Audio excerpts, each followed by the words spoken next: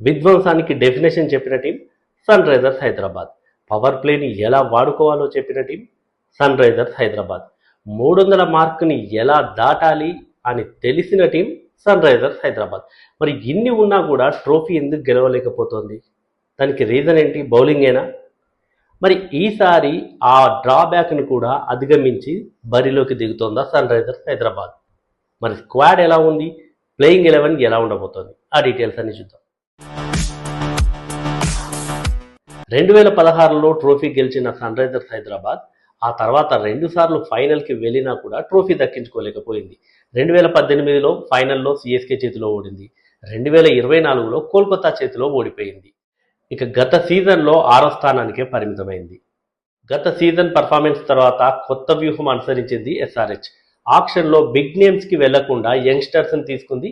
దాని ఫలితమే cranes పులెట్రా, Salil Arora, Praful Hinge, England భారీ హిట్టర్ ఆల్రౌండర్ లియామ్ లివింగ్స్టన్ కూడా స్క్వాడ్లోకి తీసుకుంది.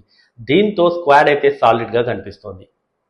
మరి ఆ స్క్వాడ్ డీటెయిల్స్ ఒకసారి చూస్తే, ఇక సన్ రైజర్స్ స్క్వాడ్ చూస్తే Ishan Kishan, Aniket Varma, Smaran Ravichandran, Salil Arora, Heinrich Klaasen, Travis Head, Harshal Patel, Kamindu Mendis, Harsh Dubey, Brydon Carse, Shivan Kumar, Crains Fuletra, Liam Livingstone, David Payne, Abhishek Sharma, Nitish Kumar Reddy, Pat Cummins, Zeeshan Ansari, Jaydev Unadkat, Eshan Malinga, Sakib Hussain, Omkar Tarmale, Amit Kumar, Praful Hinge, Shivam Mavi. మరి స్క్వాడ్లో అయితే డేవిడ్ పెయిన్ అనే పేరు చూసాం కదా. డేవిడ్ పెయిన్ జాక్ ఎడ్వర్డ్స్ స్థానంలో వచ్చాడు. Jack Edwards all rounder, foot injury కారణంగా తను ఐపీఎల్ నుంచి రూల్డ్ అవుట్ అయ్యాడు. తన స్థానంలో ఇంగ్లాండ్కే చెందినటువంటి లెఫ్ట్ ఆర్మ్ పేస్ బౌలర్. ఇతడు లీగ్స్లో అద్భుతంగా అదరగొట్టాడు. ఇంటర్నేషనల్ T20 లీగ్లో అదరగొట్టాడు. విన్నింగ్ టీంలో ఉన్నాడు ఇతను. ఆ తర్వాత బిగ్ బ్యాష్ లీగ్లో కూడా ఇతనున్న టీమే ట్రోఫీ గెలిచింది. సో ఇతను ఒక మ్యాచ్ విన్నింగ్ బౌలర్ లాగా కూడా మారాడు. ఫైనల్లో, బిగ్ బ్యాష్ లీగ్ ఫైనల్లో 3 వికెట్లు తీశాడు 18 రన్స్ ఇచ్చి. ఎకానమీ కూడా చాలా తక్కువగా ఉంది. మరి ఒక ఆల్రౌండర్ని కోల్పోయినప్పటికీ కూడా సన్ రైజర్స్ హైదరాబాద్ మంచి పేస్ బౌలర్ని అయితే స్క్వాడ్లో చేర్చుకుంది. సో దీంతో కొంచెం ఆ బౌలింగ్ బలహీనత కూడా కొద్దిగా పూడ్చుకోవచ్చు. టీం కూడా బ్యాలెన్స్ అయినట్టుగా అయితే అనిపిస్తుంది. ఇక స్వాట్ అనాలిసిస్ గురించి మాట్లాడుకుంటే, అసలు టీం బలం ఏంటి?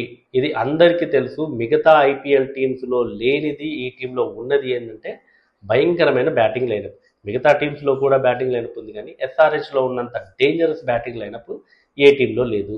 ట్రావిస్ హెడ్ ఓపెనింగ్లో, ఈ ఇద్దరు పవర్ ప్లేలో ఎలా విజృంభిస్తారో అందరికీ తెలుసు.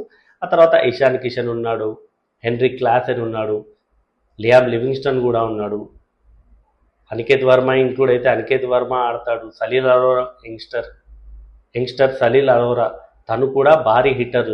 రీసెంట్గా చూసాము ప్రాక్టీస్ మ్యాచ్ల్లో కూడా అతను 16 బాల్స్లో ఏమో 47 రన్స్ కొట్టాడు. సో అందరూ మంచి బిగ్ హిట్టర్లే ఉన్నారు. ఇదే వీళ్ళకి బలం. ఇక బలహీనత గురించి మాట్లాడుకుంటే, బ్యాటింగ్ ఎలా అయితే బలమో బౌలింగే వీళ్ళ బలహీనత. పేరున్న బౌలర్లు లేరు. కెప్టెన్ ప్యాట్ కమిన్స్ ఇనిషియల్గా కొన్ని మ్యాచ్లకు దూరం అవడంతో ఈ టీం బౌలింగ్ మరింత వీక్గా కనిపిస్తోంది. బ్రైడన్ కార్స్ ఉన్నా కూడా తనంత ప్రూవెన్ బౌలర్ కాదు ఈ T20 లీగ్లో. ఈ లీగ్లో అంతా ప్రూవెన్ బౌలర్ కాదు. హర్షల్ పటేల్, జయదేవ్ ఉన్నత్కట్ వీళ్ళు ఉన్నా కూడా వీళ్ళు కన్సిస్టెన్సీ చూపించడం లేదు. కాబట్టి అటు పేస్ అటాక్లో బలహీనంగా కనిపిస్తుంది. ఇంకా స్పిన్ అటాక్ చూస్తే కూడా స్పిన్ అటాక్లో కూడా పేరున్న బౌలర్ లేడు. ఒక నేమ్ లేదు, ప్రూవెన్ వికెట్ టేకింగ్ బౌలర్ అనేవాడు లేడు. జీషన్ అన్సారీ, హర్ష్ దుబే ఉన్నప్పటికీ కూడా వాళ్ళు డొమెస్టిక్లో రాణిస్తున్నారు. లీగ్లో ఇంకా వాళ్ళు ప్రూవ్ చేసుకోవాల్సిన అవసరం ఉంది. ఇక అవకాశాల విషయానికి వస్తే, ఆపర్చునిటీస్ ఉన్న వనరులతోనే అవకాశాలు సృష్టించుకోవాలి. బ్యాటింగే వీళ్ళ బలం కాబట్టి మ్యాచ్లు గెలవాలంటే బ్యాటింగ్తోనే గెలవడానికి ట్రై చేయాలి. బౌలింగ్ ఉన్నప్పటికీ కూడా బ్యాటింగ్తో ఎలా గెలుస్తారు? మరి డామినేట్గా చేయాలి. కంప్లీట్ డామినేషన్ చూపించాలి బ్యాటింగ్లో. ప్రతి ఒక్కరు కూడా హిట్టింగ్ చేసి 300 స్కోర్లు అన్నా కదా, అంటే ప్రతి మ్యాచ్ ఇలా గెలవలేరు బ్యాటింగ్తోనే. కానీ అట్లీస్ట్ కొన్ని మ్యాచ్ల్లోనైనా బ్యాటింగ్తో గెలవగలిగితే మాత్రం వీళ్ళకు ఉన్న స్ట్రెంగ్త్ అదే కాబట్టి దాన్ని ఒక అవకాశంగా యూజ్ చేసుకోవాలి. మరో ఆపర్చునిటీ ఇషాన్ కిషన్కి. ఇషాన్ కిషన్ కూడా తన కెప్టెన్సీలో వైవిధ్యం చూపించగలగాలి. సో అది కూడా టీంలో కొత్త ఉత్సాహాన్ని తీసుకురావచ్చు. ఇక హర్షల్ పటేల్ గతంలో పర్పుల్ పటేల్గా తను 1-2 సార్లు పర్పుల్ క్యాప్ కూడా గెలిచాడు వికెట్లు తీసి. మరి అటువంటి బౌలరు తనను తాను మరోసారి ప్రూవ్ చేసుకోవాలి, తను రీకాల్ చేసుకోవాలి, తన టాలెంట్ని తన స్కిల్స్ని మరోసారి ఎగ్జిక్యూట్ చేయాలి. ఈ ఆపర్చునిటీని తను పూర్తిగా యూజ్ చేసుకోవాలి. ఇక అన్నిటికీ మించి టీంలో బ్యాలెన్స్ తీసుకురావాలంటే నితీష్ కుమార్ రెడ్డి చాలా కీలకము. తను అటు బౌలింగ్లోనూ సత్తా చాటగలగాలి. తను కనుక బౌలింగ్లో ఆ ఆపర్చునిటీని క్రియేట్ చేసుకోగలిగితే మిగతా బౌలర్ల మీద బర్డెన్ తగ్గుతుంది అండ్ టీం కూడా మంచిగా బ్యాలెన్సింగ్గా ఉంటుంది. ఇక థ్రెట్ విషయానికి వస్తే టీంకి ఉన్న అతిపెద్ద థ్రెట్ బ్యాటింగ్ ఏదైతే బలం అని చెప్పుకున్నామో అదే బ్యాటింగ్ టాప్ ఆర్డర్ మీద ఎక్కువగా డిపెండ్ అయి ఉండటం వల్ల top order especially Abhishek Sharma, Travis head, Ishan Kishan వీళ్ళు గనక అవుట్ అయితే విఫలమైతే మిగతా బ్యాటింగ్ లైనప్ కూడా కుప్పకూలే ప్రమాదం ఉంది ఒక్కోసారి. సో కాబట్టి ఈ థ్రెట్ నుంచి వీళ్ళు మరి తప్పించుకోవడానికి ఎవరైనా ఒకరు యాంకర్ రోల్ ఆడే ప్రయత్నం చేయాలి. నితీష్ కుమార్ రెడ్డి కనుక నెంబర్ 4లో ఆడతాడు కాబట్టి మేబీ అతని పొజిషన్ ఈసారి ఏమైనా మారుస్తారేమో తెలియదు. కానీ ఒకవేళ అలా ఆడితే కనుక ఆ థ్రెట్ నుంచి తప్పించుకోవాలంటే Nitish Kumar Reddy anchor role play చేయాల్సి ఉంటుంది. ఇక అనుభవం లేని స్పిన్నర్లు ఉండటం వల్ల వాళ్ళు రన్స్ లీక్ చేసే ప్రమాదం కూడా ఉంది. ఇది కూడా టీంకి థ్రెట్గా మారొచ్చు. సో ఓవరాల్గా చూస్తే సన్ రైజర్స్ హైదరాబాద్ గతంతో పోలిస్తే ఈసారి కొంచెం డిఫరెంట్గా కనిపిస్తుంది. టీంలో యంగ్స్టర్స్ ఉన్నారు. సో వాళ్ళు కంప్లీట్గా బ్యాటింగ్ మీదనే డిపెండ్ అవ్వకుండా బౌలర్లను కూడా అంటే కొత్త వారిపై కూడా నమ్మకం పెట్టుకోవాల్సినటువంటి అవసరం ఉంది. ఎందుకంటే టీంలో కొత్త ప్లేయర్లు చాలామంది వచ్చారు, పేస్ బౌలర్లు వచ్చారు, స్పిన్నర్లు వచ్చారు. శివాంగ్ కుమార్ లాంటి బౌలర్ వచ్చాడు, స్పిన్నర్, చైనామెన్ బౌలర్ లాగా. సో ఇట్లాంటి బౌలర్లను ప్రఫుల్ హింజే ఉన్నాడు. సో వీళ్ళ మీద నమ్మకం పెట్టి 1-2 అవకాశాలు ఇస్తూ ఉండాలి. ఇస్తే వాళ్ళని వాళ్ళు ప్రూవ్ చేసుకోగలుగుతారు. ప్లేయింగ్ 11లో కూడా ఏదైనా గ్యాంబిల్ చేయొచ్చు. రెగ్యులర్ ప్లేయింగ్ 11 కాకుండా ఈ కొత్త వాళ్ళకి ఛాన్స్ ఇచ్చి ఇనిషియల్ స్టేజ్లోనే అట్లా ఛాన్స్ ఇస్తే బెటర్గా ఉంటుంది.